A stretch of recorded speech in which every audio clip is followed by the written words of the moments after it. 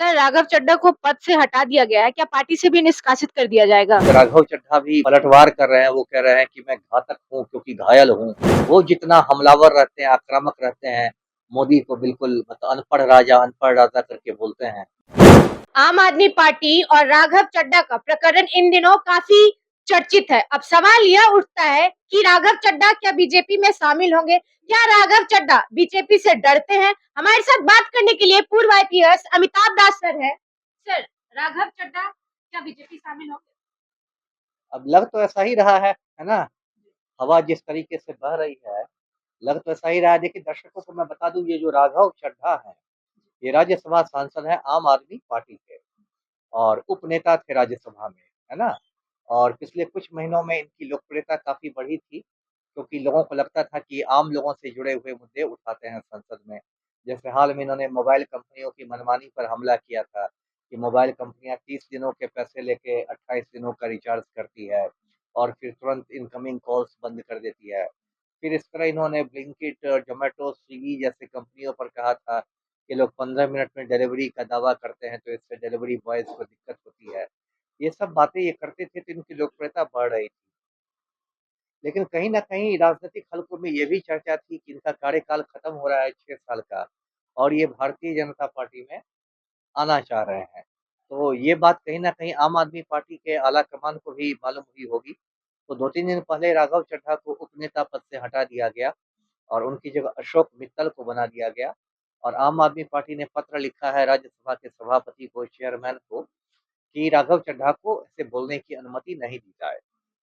और उसके बाद राघव चड्ढा भी मतलब पलटवार कर रहे हैं। वो कह रहे हैं कि मैं घातक हूँ क्योंकि घायल हूँ। तो वो भी दिखा रहे हैं कि घायल आदमी घातक हो सकता है और वो ऐसा दिखा रहे हैं कि पंजाब में वो आम आदमी पार्टी को काफ़ी नुकसान पहुँचा सकता है। अभी पंजाब में आम आदमी पार्टी की सरकार है।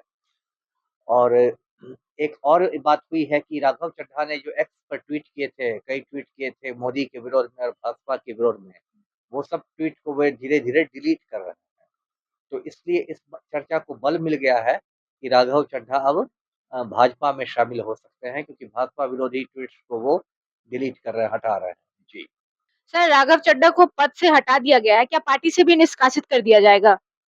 पार्टी से शायद निष्कासित करने के पहले लगता है वो खुद पार्टी छोड़ देंगे, है ना? मुझे लगता है कि 2-4 रोज़ में वो खुद भाजपा में चले जाएँगे, आम आदमी पार्टी से इस्तीफ़ा देके, तो उनको निष्कासन की ज़रूरत पड़ेगी ही नहीं। और मुझे लगता है आम आदमी पार्टी का आला कमान यही इंतज़ार कर रहा है कि वो पार्टी छोड़ दें और निष्कासन की आवश्यकता ही नहीं पड़े। जी। सर, राघव चड्ढा पंजाब में चुनाव होने वाला है, तो क्या राघव चड्ढा इस पे नहीं, नहीं, मुझे नहीं लगता कि पंजाब के चुनाव में राघव चड्ढा कुछ असर डाल पाएँगे, क्योंकि पंजाब में जो है राघव चड्ढा कोई ज़मीनी नेता नहीं है ना? वो मान लीजिए एमपी बने भी हैं तो लोकसभा एमपी नहीं बने हैं, राज्यसभा में एमपी बने हैं। कोई ज़मीनी नेता नहीं है। आम आदमी पार्टी की पंजाब में सरकार है, भगवंत मान मुख्यमंत्री हैं और वो सरकार अच्छा काम कर रही है। तो मुझे नहीं लगता कि राघव चड्ढा पंजाब के चुनाव में कोई फैक्टर बन पाएँगे। जी। सर, राघव चड्ढा ने तो नॉर्मल मुद्दा उठाया था, फिर उनको पद से क्यों हटा दिया गया? देखिए नॉर्मल मुद्दा तो उठाया था, लेकिन पार्टी का ये मानना है कि भाजपा पर जितना हमलावर रहना चाहिए, जैसे संजय सिंह से आप तुलना कीजिए, संजय सिंह भी आम आदमी पार्टी के राज्यसभा एमपी हैं। वो जितना हमलावर रहते हैं, आक्रामक रहते हैं, मोदी को बिल्कुल मतलब अनपढ़ राजा करके बोलते हैं। वैसी आक्रामकता ये राघव चड्ढा नहीं दिखा रहे थे। यहाँ तक कि अभी जो मुख्य निर्वाचन आयुक्त हैं ज्ञानेश कुमार, उनके खिलाफ विपक्ष जो अब महाभियोग का प्रस्ताव ला रहा है, उस प्रस्ताव पर भी राघव चड्ढा ने हस्ताक्षर नहीं किए थे।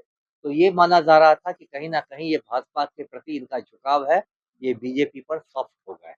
जी।